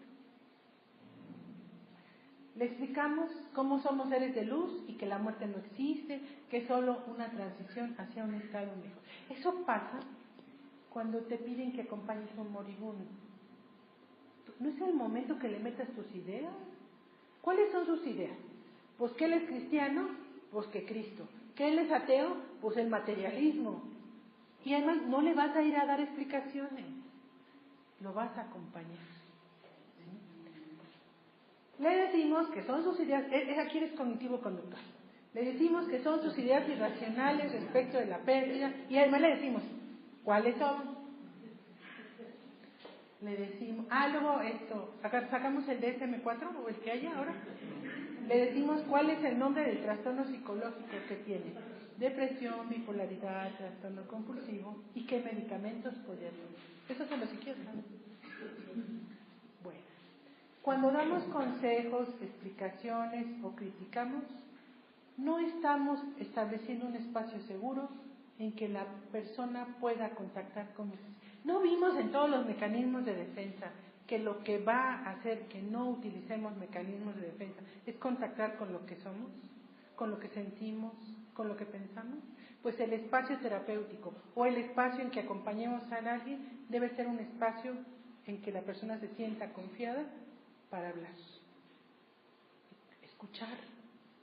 Si no puedes, muérdete la lengua, porque no puedes hablar y morderte la lengua. Escucha. Y eso le va a ayudar un montón. Escucha y luego ve elaborando para que vaya al estado deseado. Porque ahí no estamos permitiendo que cierre el ciclo de la experiencia y la persona puede identificar y satisfacer sus necesidades. Las personas que vienen con nosotros y nosotros mismos estamos llenos de personas que nos han criticado y que nos han hecho esto. También la terapia se va a convertir en ese espacio. Por eso no viene. La terapia debe ser un espacio seguro. ¿Sí? O cuando te piden que acompañes a alguien, pues eso es. Cuando hablamos de lo que nos pasó y de la forma en que lo superamos, no estamos estableciendo contacto con la persona. Es con nuestro ego, ¿no? Esto no nos permite. ¿Qué es lo primero? Establecer el puente empático. Cuando se establece el puente empático puedes hacer todo. Ya puedes después incluir a la persona. Pero si no has establecido el puente empático, no. ¿Sí? Cuando estableces el puente empático, la persona se siente segura de expresar sus pensamientos, sensaciones y emociones frente a la pérdida. Ahí sí le estás ayudando, porque va a cerrar. Tampoco le permites que contacte con sus recursos y su creatividad a fin de crear soluciones de acuerdo con sus creencias y valores. ¿Qué hacemos en cada trance? Hacer esto. Primero que ubicó lo que siente y qué piensa y cuáles son las emociones. En el estado deseado es, voy a contactar con mis recursos, con mi creatividad, para encontrar soluciones buenas para mí y para los que me rodean, de acuerdo a mis creencias y valores. Si yo soy marxista, mis valores son marxistas. Si yo soy católica, mis valores son católicos. Si soy cristiana, mis valores son cristianos.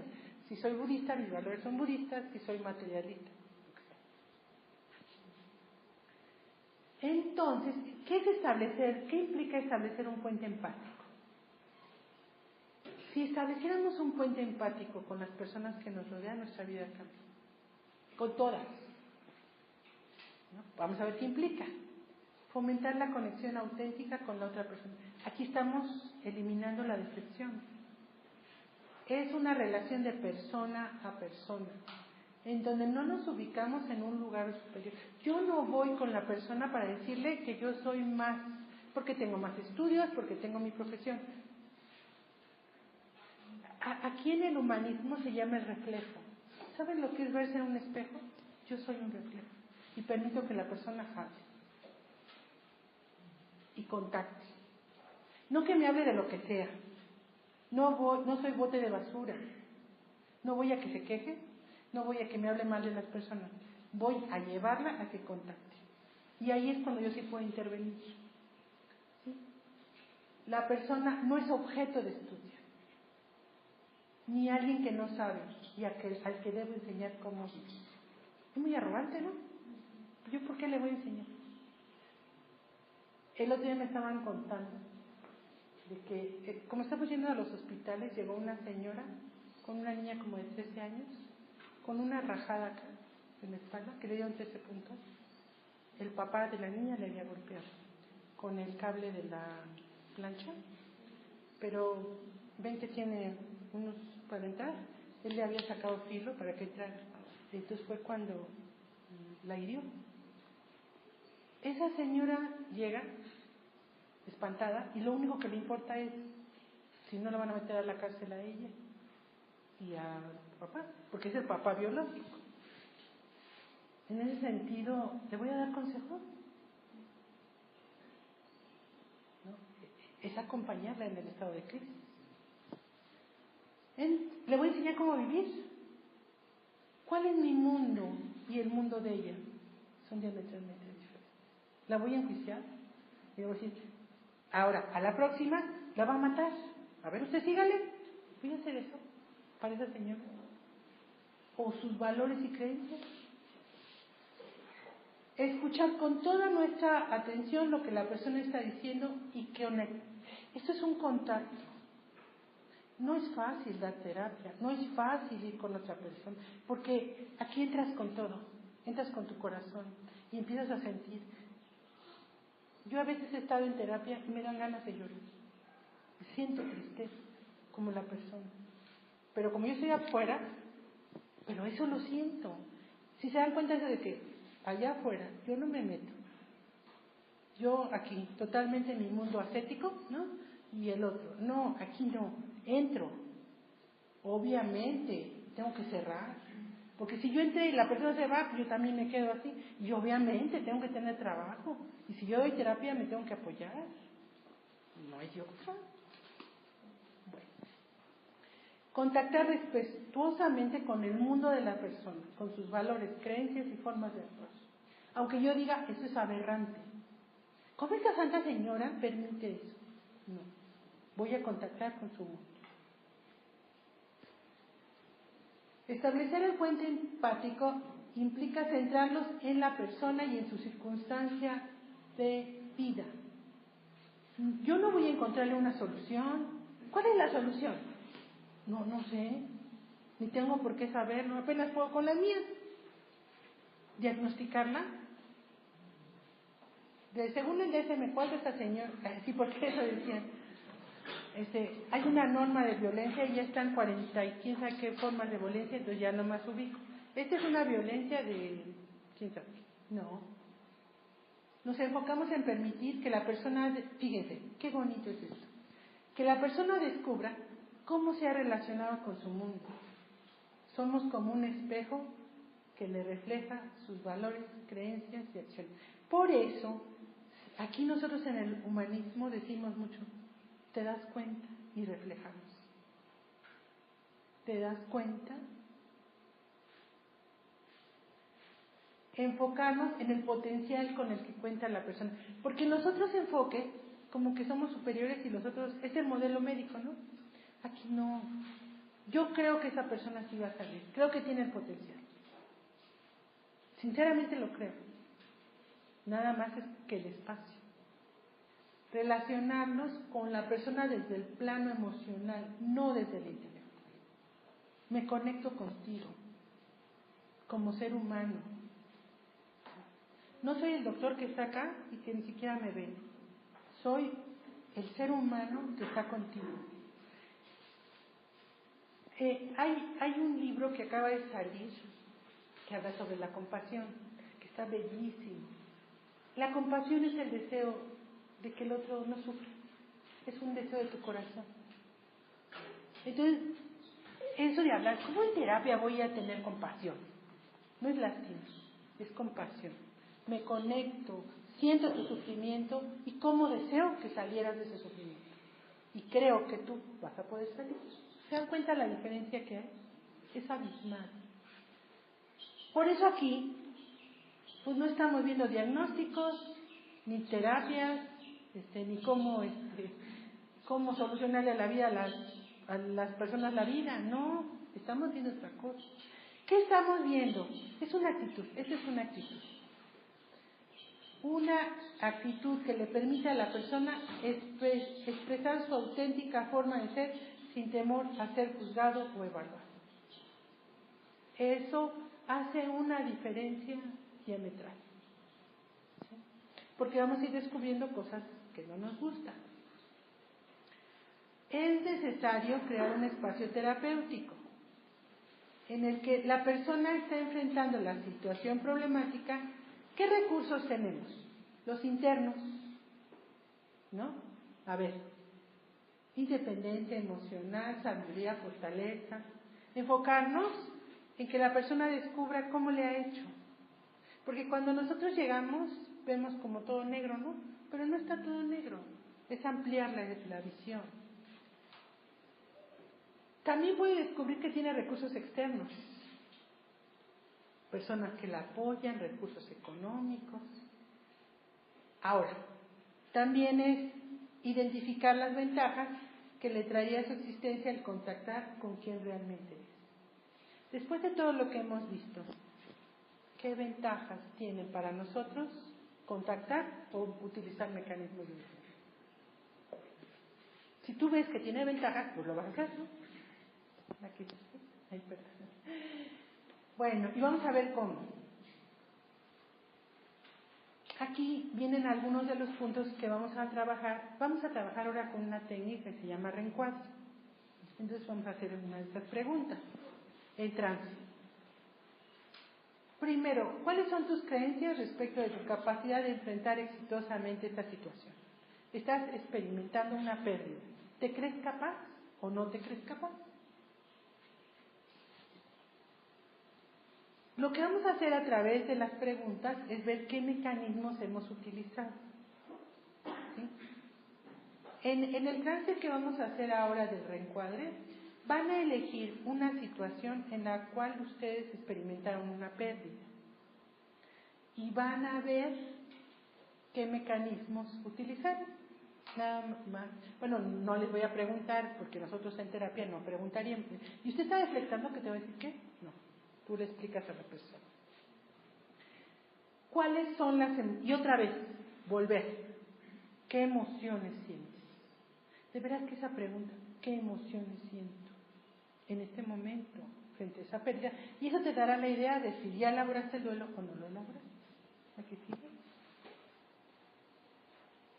¿Cuáles serían las creencias? O sea, ¿se acuerdan que primero es identificar dónde estoy y luego dónde quiero estar? ¿Qué creencias tengo que incluir en mi vida para contactar y cerrar? Ajá. ¿Qué experiencias estaría viviendo? Eso lo trabaja muy bien Joe Dispenza, porque es así como que lo viva. Él empieza a decir cómo tenemos que reprogramar la mente antes de que ocurran los resultados.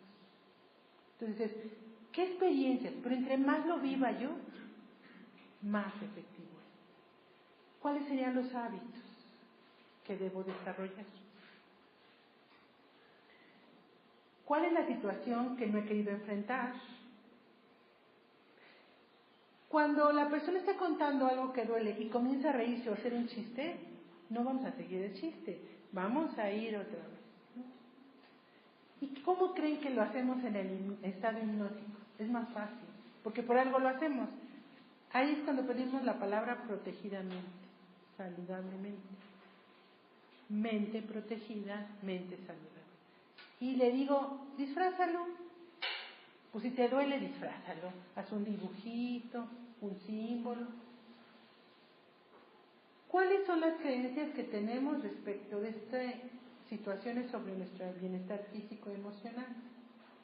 ¿Y cuáles nosotros tenemos, por algo no lo hacemos, tenemos unas creencias, o sea, si tú contactaras con la emoción, con el sentimiento, ¿qué crees que pasaría? Es que a muchas personas creen, me voy a desbordar, entonces habría que trabajar esa creencia. Si queremos la cooperación de mente inconsciente, porque ya vimos que ahí está todo, entonces es necesario lograr, fíjense, un cambio fácil, placentero y con sufrimiento mínimo indispensable. Si yo la agarro y la confronto, eso es mucho sufrimiento para ella. Ya de por sí traemos, y aquí le voy a estar dando, date cuenta, ¿no? Fíjate, imagina que yo le dijera, date cuenta que te estás victimizando. No, pues eso es muy amenazante. Pero en un trance la puedo llevar a que ella se dé cuenta. Y ese es un sufrimiento mínimo indispensable. Así le gusta a mente inconsciente. En el trance hipnótico utilizamos los propios mecanismos de defensa. Eso fue lo maravilloso de Milton Erickson. Milton Erickson dijo, no hay que combatirlos. Todo lo que combate, persiste. Utilízalo. ¿Que le gustan los chistes? Pues utilizas el chiste. ¿Que le gusta proyectar? ¿Te acuerdan cuando agarramos el peluche? Pues proyecta. ¿Cuál es el problema? Por eso, a través del trance podremos abordar eventos que fueron dolorosos para la persona y saludablemente disfrazarlos para que pueda elaborar el duelo. No tienes que volver a sufrir y desgarrarte. Es la diferencia entre Gestalt y hipnosis. Gestalt es muy confrontativa. A algunas personas les gusta. A mí se me hace muy fuerte, pero bueno. En el trance utilizamos el mecanismo fisiológico de la respiración para producir un cambio interno constante y automático. La respiración va digiriendo. Siempre cerramos con respiración, siempre cerramos el trance. ¿Sí? Bueno, ya está la última, un chiste. Dice, en un baile, ¿negra bailamos? No, ¿por qué? Por 4 razones. Usted está borracho, eso es un velorio. El Ave María no se baila y no soy negra, soy el sacerdote. Muy bien, entonces ya está el cuestionario.